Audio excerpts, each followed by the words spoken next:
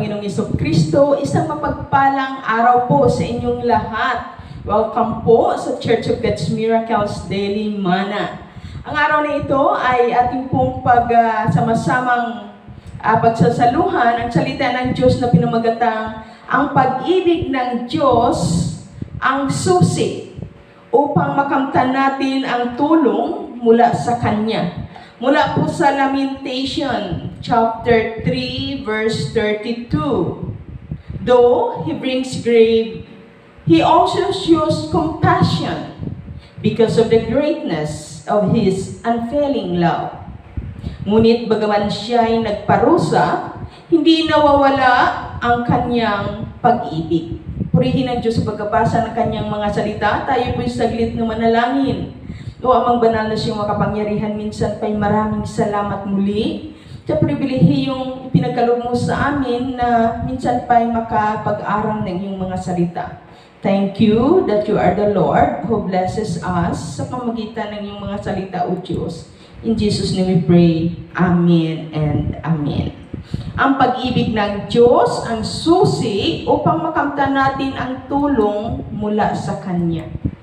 Dahil tunay nga na mapatunayan, kapag ang isang tao ay tunay na nagmamahal, hindi maaaring hindi siya tutulong sa atin na nangangailangan ng tulong. Na kung tutuusin, tao siya. No? He is not perfect. But our God is a good God at siya ang Diyos na mahabagin. Tunay nga na siya lamang ang tunay na nagmamahal sa atin unconditionally. At ang pagmamahal na iyan ang siyang susi upang mabuti man tayo o masama na mga tao na kanyang nilalang ay nandoon ang tulong ng Diyos. Dahil sa kanyang unfailing love, the greatness of His love, hindi maaari na hindi kanya tutulungan. Ikaw na sa paningin mo ay masama at mabuti sa harapan ng ating Panginoon. Ang ating Diyos ay para sa ating ikabubuti, nandoon ang kanyang tulong.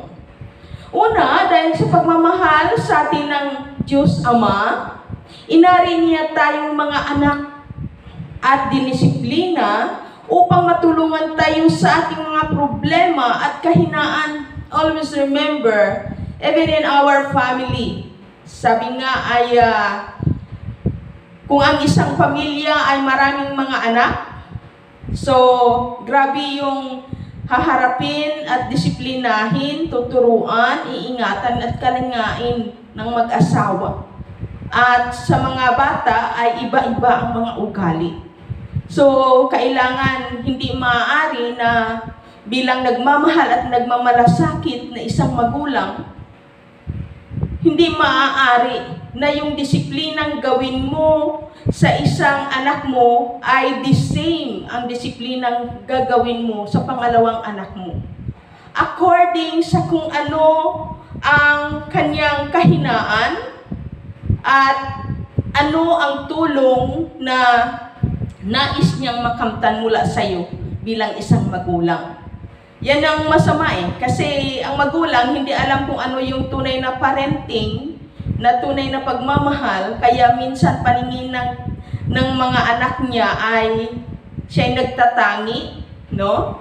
Kasi pari-pariho ang kanyang pagdidisiplina at pagpapadama ng pag-ibig sa bawat mga anak niya. So may mga bagay doon na yes, ang isa ay natulungan niya dahil yun yung needs niya. Natulungan siya sa kanyang kahinaan. But unfair naman doon sa isa kasi hindi naman yun niya ang kahinaan ng isa at hindi naman yun niya ang tulong na kanyang kailangan mula sa kanyang magulang. Iba yung tulong sa panganay at iba ang tulong sa pangalawa or hanggang sa bunso. So yan minsan yung nagko-conflict at kinu-question ng mga anak ang pag-ibig ng magulang. But always remember, ang ating mga magulang ay tao lamang. Namulat sila at pinalaki sila ng kanila ding mga magulang doon sa kakayahan kung paano nila ipadama ang pag-ibig. At minsan, kung ang kanilang magulang ay hindi nga nakadama ng pag-ibig mula sa kanilang magulang, so hirap din sila magpadama ng pag-ibig at tulong doon sa kanilang mga anak. Kaya hindi rin natin masisi kung walang perfect na magulang. But always remember that our God the Father, He is a good God, a merciful God, at siya ang Diyos na nakakaalam ng lahat ng bagay. Individually, kilala tayo ng ating Panginoon. Kaya siya lamang yung nakakaalam kung paano niya ipadama ang kanyang pag-ibig sa bawat isa sa atin, at kung ano yung tulong na kailangan ng bawat isa, at kung paano niya tayo disiplinahin bawat isa. Kaya He is a perfect God. Siya yung Ama na sabi nga, inari niya tayong mga anak at dinisiplina upang tulungan tayo sa ating mga problema at kahinaan. Naniniwala po ba tayo na every one of us ay mayroon tayong kanya-kanyang kahinaan na siyang naging cause ng ating problema, that even we ourselves hindi natin maunawaan kung ano nga ba talaga yung tulong o pag-ibig na hinahanap natin, dahil even tayo, hindi natin alam kung ano nga ba talaga, at hindi natin kilala din ang ating sarili. But napakagandang balita, dahil may tunay na Diyos na nag-create sa iyo at sa akin, na siyang nakakakilala at nakakaalam na tunay. Siya yung tunay na nagmamahal, at siya yung tunay na nakakaalam kung ano yung tulong, ang para sa bawat isa sa atin. And always remember this, na katulad ng Ama, ng parents natin dito sa lupa, ay may masigit na tunay nating Ama na walang ibang ninanais ay tayo'y tulungan. At bakit niya tayo tutulungan? Dahil mahal niya tayo bilang mga anak. Sabi sa Hebreo chapter 12, chapter 6 to 11, paano ba tayo tinutulungan ng ating tunay na Diyos Ama? Sabi niya, sapagkat pinarurusahan ng Panginoon ang iniibig niya. Always remember this. Ganon siya magdisiplina. No? Hindi ibig sabihin dito ng parusa, kundi ang parusang ito is consequence or disiplina. May pagmamahal ito, hindi harmful. Sa paningin natin, dahil dinidisiplina tayo, ay magagalit tayo. Pero ang Diyos, tunay siya magdisiplina. At ang disiplinang iyan ay ikabubuti natin. Hindi katulad ng disiplina ng magulang na hindi isot sa atin. Ang kanyang disiplina ay may hatid na galit, or sabi nga paghihiganti, or pagpapakilala dahil siya'y magulang. Nawala na yung pag-ibig at habag. Kaya ang dating sa bata is rebellious. No? Sa halip na matuto ang bata at malaman niya na mahal siya ng magulang, kaya siya pinalo or dinisiplina, sa halip na yun ang pagkaunawa ng bata sa parusa ng magulang sa kanya, ay hindi yun ang nararamdaman. Pero sa ating tunay na Diyos Ama, madama mo na kapag siya'y nagpaparusa, ay makita natin na sure na ang kanyang pagpaparusa sa atin ay may kalakip na tunay na pag-ibig. At hindi po yan harmful para sa atin. Sapagkat pinarurusahan ng Panginoon ang mga iniibig niya. At pinapalo ang itinuturing niyang anak. So kung gusto natin na tulungan tayo sa ating mga kahinaan, sabi nga sa verse 7, tiisin ninyo ang lahat bilang pagtutuwid ng isang ama, sapagkat ito'y nagpakilala ng kayo'y inaari ng Diyos na kanyang mga anak. Sinong anak hindi itinutuwid ng kanyang ama? Di ba? Kaya ang ama ay nagagalit sa anak at itinutuwid niya, dinidisiplina niya dahil mahal niya. Ayaw niyang lumaki ito na tampalasan. Ayaw niyang lumaki ito na maging masamang tao. Na ang result is kakapuutan siya ng Diyos. So masigit ang ating Diyos Ama. Napakagaling niya magdisiplina. Tunay na may pagmamahal, no? At tunay na ang tulong sa pamagitan ng kanyang pagdidisiplina ay ganap na makamtan natin at mapapaayos tayo at matutulungan tayo. Sabi nga sa verse 8, kung ang pagtutuwid na ginagawa sa lahat ng anak ay di gawin sa inyo, hindi kayo tunay na anak, kundi mga anak sa labas. So, bakit? Kasi yung mga anak sa labas, you don't have the authority dahil hindi naman nasa iyong poder. Hindi ikaw nagpalaki, no? So, pero yung ikaw na tunay na anak at ang Diyos, sabi nga, ang tunay mong ama ang nangangalaga sa iyo at nagpapalaki at nagsusustain ng lahat, sabi nga, may authority siya na ikaw ay disiplinahin. Kaysa ikaw na anak sa labas na wala ka namang pakialam sa anak mo sa labas, no? So, sabi nga sa verse 9, tangi sa riyan, pinarurusahan tayo ng ating mga ama sa laman, at dahil dito ay iginagalang natin sila.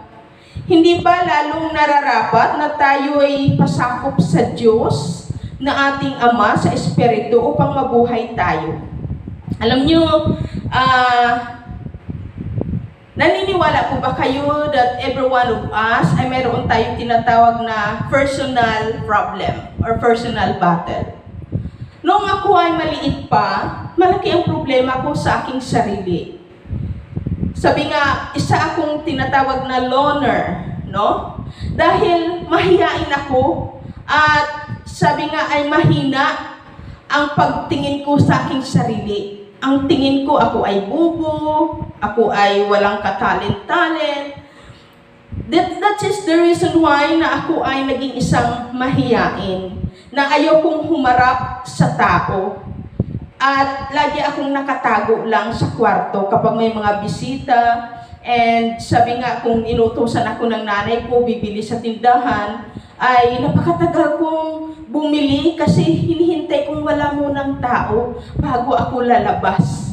At kapag lalabas man ako, nakayuko lang ako at mayroon akong dahon at yun yung ginaganon-ganon ko. At hindi ako nakatingin sa mga tao sa aking kapaligiran. Masyadong mababa ang paningin ko sa aking sarili. At sabi nga, parang tumatahimik lang ako, but feeling ko insecure ako na among of my siblings ay ako yung bubo. Ako yung feeling ko noon ay ako yung hindi honorol. So, doon ko nakita na bakit nagkaganon. Kasi sa aking paglaki ay isa po akong utal. At hindi kasi ako nakikipag-usap. So, mahiyain ako, kaya hindi na-practice yung, yung language ko, no? Utal ako, at kapag magsalita ako, pinagtatawanan nila ako at parang pinaglalaruan, no? So, ayoko nang ganon, kaya ayoko na lang lumabas. At yung cause yata na bakit ako ganon, na parang late ako magsalita at utal, dahil nung maliit pala ako, ang sabi ng nanay ko, parang na-shock ako, dahil mayroong kaibigan ang tatay na nalasing.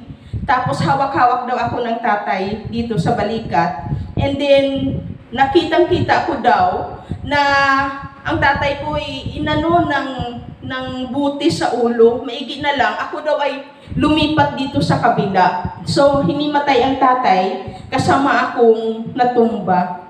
Siguro yun yung cause, kaya lumaki ako na late ako sa pagsasalita. At parang may takot ako sa tao. So, yan po yung napakalaking problems ko. And nung ako'y nag-grade 1, ay nakita ng tatay ko na ayoko talaga lumabas. Ayoko pumunta ng school. At kapag nagpunta man ako ng school, late bloomers po ako. Talagang nasabi ko sa sarili ko, bakit sila parang ang bilis magsulat? Mabilis mag-unawa ng lesson ni teacher. Ako, nakikinig naman ako, pero bakit kapag mayroon kaming mga quest, exam, itlog ang nakukuha ko?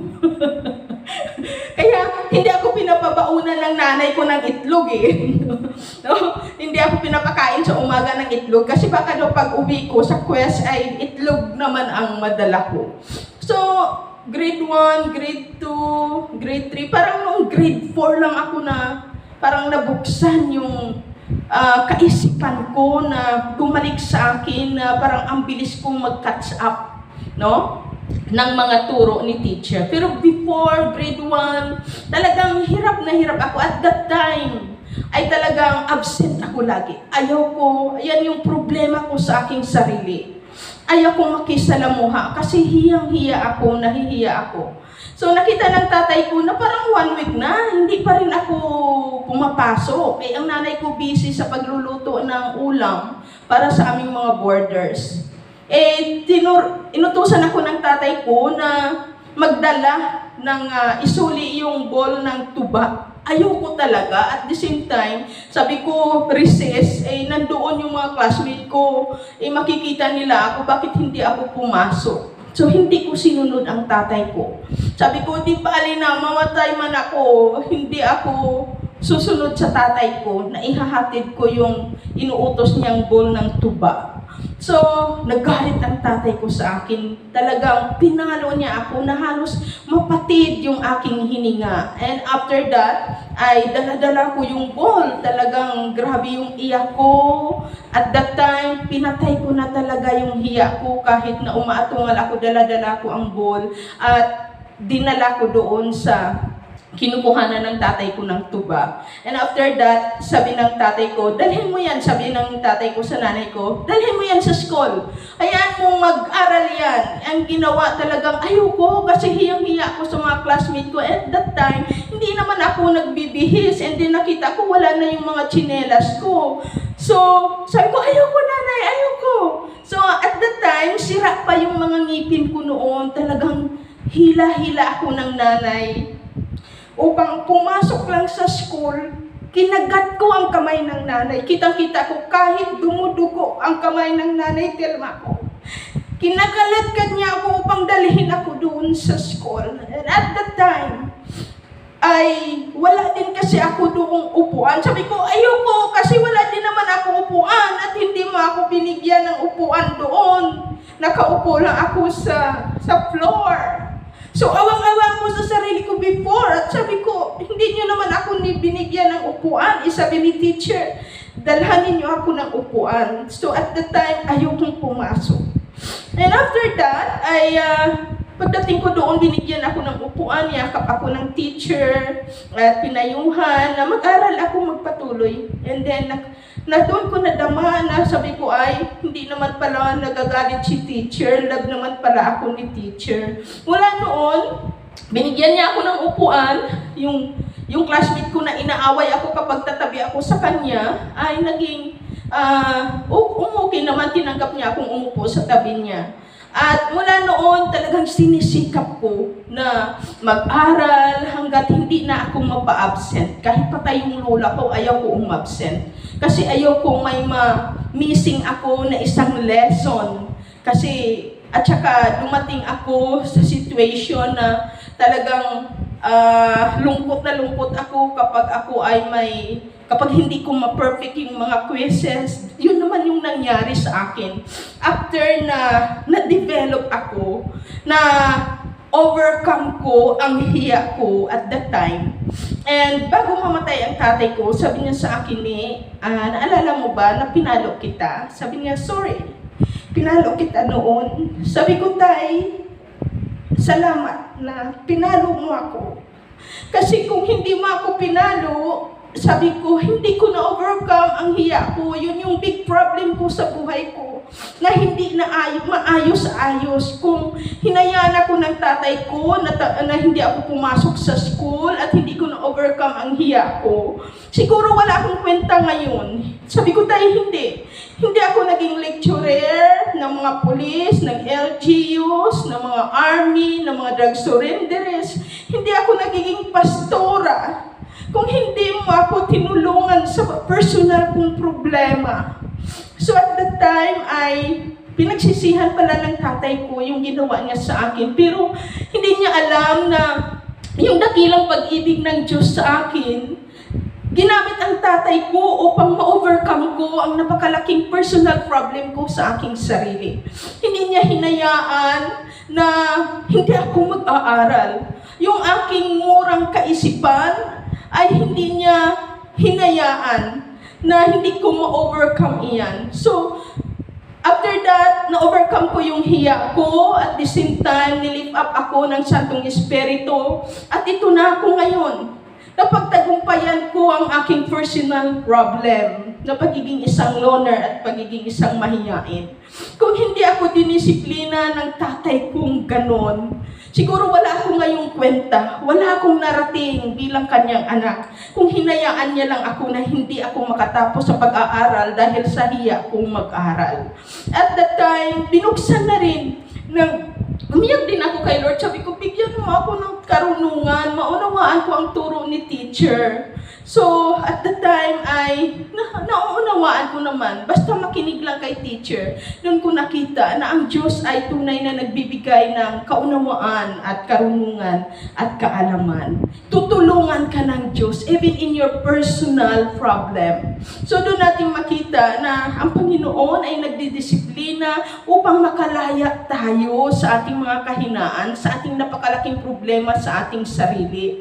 At sabi nga, upang makamtan natin ang tagumpay at makapagpatuloy tayo sa journey natin sa buhay. Sabi nga sa verse 10, sa loob ng maikling panahon, itinutuwid naman tayo ng Diyos sa ikabubuti natin upang tayo maging banal tulad niya. So, hanggat nung ako ay matured spiritual na, lalong-lalo ko naunawaan yung tinatawag na personal warfare. No? So, sa tulong at kapangyarihan at biyaya ng Diyos, pamagitan ng Santong Espiritu, lubos na pinalaya ako ng Panginoon sa lahat ng bandages ng kaaway in my personal, in my spiritual, at ano pang klaseng mga problema, ay nakita ko how great the love of our God na idadaan ka niya sa disiplina para matuto ka at umunlad ang iyong buhay at ganap na makalaya. Ipapadaman niya sa iyo yung pag-ibig at tulong na siya lang talaga ang makatulong even in your personality. No? Yung personality mo, attitude mo, number 1 yan na aayusin ng Panginoon upang ganap na makamtan natin ang kalayaan at tagumpay. At ma-realize natin how great the love, the unfailing love of our God.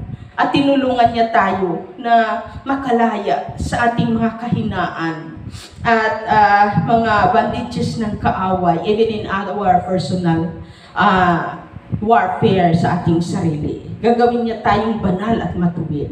Kaya sabi nga, habang tayo itinutuwid, hindi tayo natutuwa, kundi naghihinagpis. Ngunit pagkaraan niyon, lalasap tayo ng kapayapaan niyon, lalasap tayo ng kapayapaang bunga ng matuwid na pamumuhay.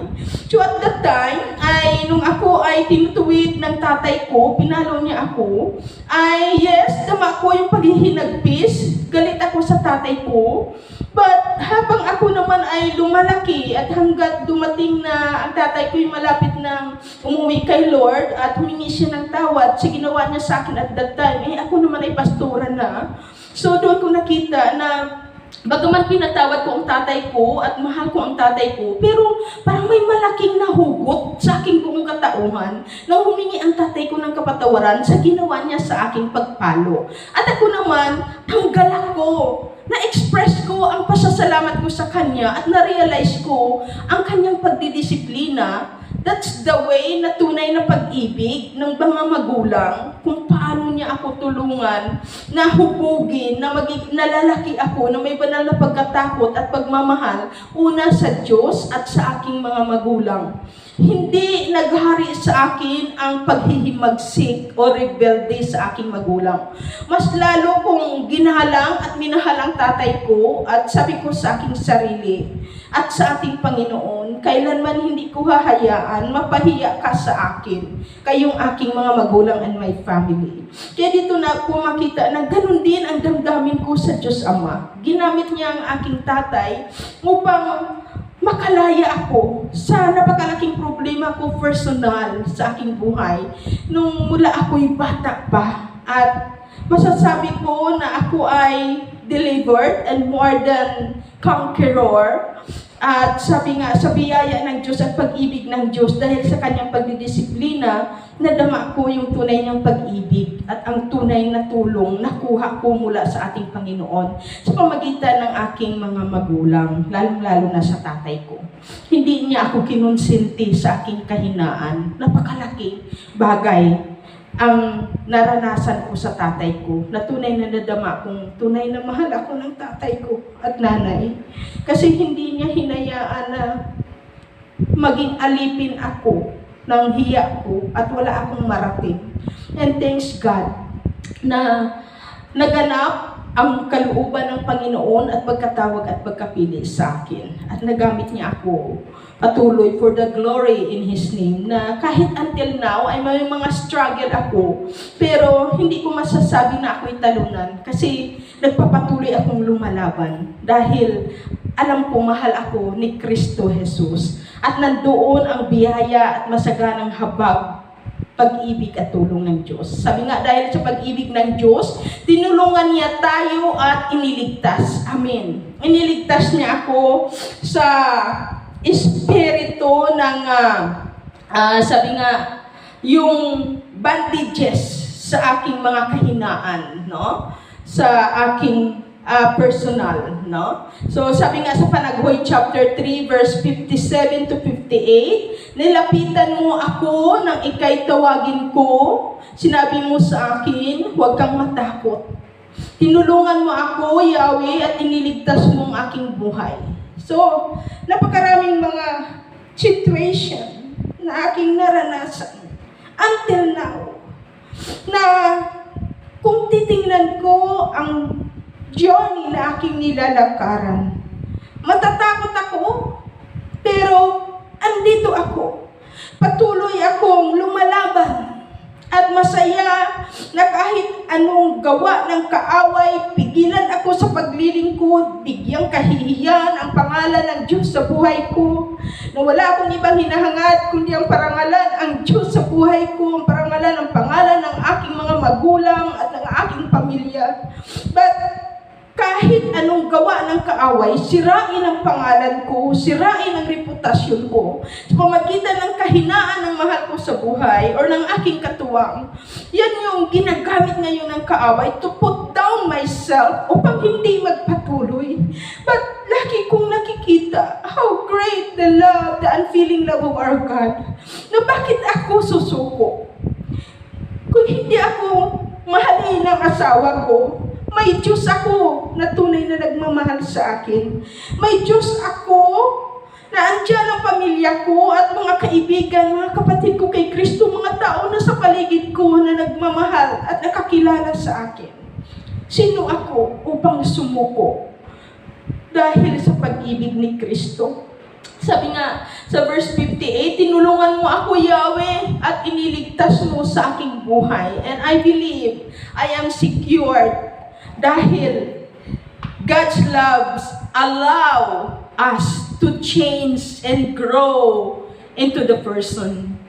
He wants you to be magaganap kung ano yung gusto ng Diyos sa iyo at sa akin at sa purpose niya, being as a child of God. Kaya huwag kang huminto. Hayaan mo na kamtin mo ang unfailing love of our Lord Jesus Christ at ang kanyang tunay na tulong sa iyo. He is willing to help you any problems that you have it. Kaya, kapatid, sabi nga, dahil sa kanyang pag-ibig, tayo ay tinulungan niya. Nakamtan natin ang kanyang kabutihan. Amen. At siya ang ating kanlungan sa panahon ng kagipitan. Sabi niya sa Nahum chapter 1 verse 7, napakabuti ni Yahweh. Siya'y kanlungan sa panahon ng kagipitan. Tinatangkilik niya ang magpapaampun sa kanya. Kaya makita natin na ang ating Diyos ay nandoon siya na tunay na nagmamahal sa atin at tinutulungan tayo, lalong-lalo na sa mga kagipitan, sa financial, lahat ng bagay ay gagawin ng kaaway upang ikaw ay walang magawa. But thank you for the love of God and the help of our Lord Jesus Christ na tinutulungan tayo sa kahit anong mga bagay sa tinatawag na kagipitan sa buhay. Dahil sa kanyang pag-ibig, tinutulungan niya tayo even sa kagipitan natin sa buhay. Sabi niya kahit kailan may hindi niya hahayaan na humiwalay tayo sa kanyang pag-ibig. Kahit anong sitwasyon natin sa buhay, ipinaglalaban niya ang kanyang pag-ibig sa atin. Ipinapadama ng Diyos ang kanyang pag-ibig sa atin. Sabi nga niya sa Roma chapter 8, 35-39, sino makapaghiwalay sa atin sa pagmamahal ni Kristo? Ang paghihirap ba, ang kapigatian, ang pag-uusig, ang gutom, ang kahubaran, ang panganib o ang taba? Ayon sa nasusulat, alang-alang sa iyo, nanganganib kaming mamatay sa buong maghapon, ibinibilang kami ng mga tupang patayin. Sabi sa 37, hindi, ang lahat ng ito ay kayang-kaya nating pagtagumpayan sa pamagitan niya na nagmamahal sa atin. So, purihin ang Panginoon, walang sino man ang makapagpahiwalay sa atin sa pag-ibig ng Diyos. Dahil ang Diyos mismo ang siyang nakipaglaban upang ipadama ang kanyang pag-ibig at tulong sa atin. Ang kanyang dakilang pag-ibig ang siyang susi na tayo ay makakamit ng tulong ng ating Panginoon. To God be all the glory. Ama, maraming salamat sa iyong dakilang pag-ibig na siyang ibigay sa amin ng tulong upang mapagtagumpayan namin ang sanlibutan. God bless every one of us. Receive the blessings of the Lord in the name of the Father, the Son, and the Holy Spirit. In Jesus' name we pray. Amen. Mahal ko po kayo kay Kristo Jesus. God bless.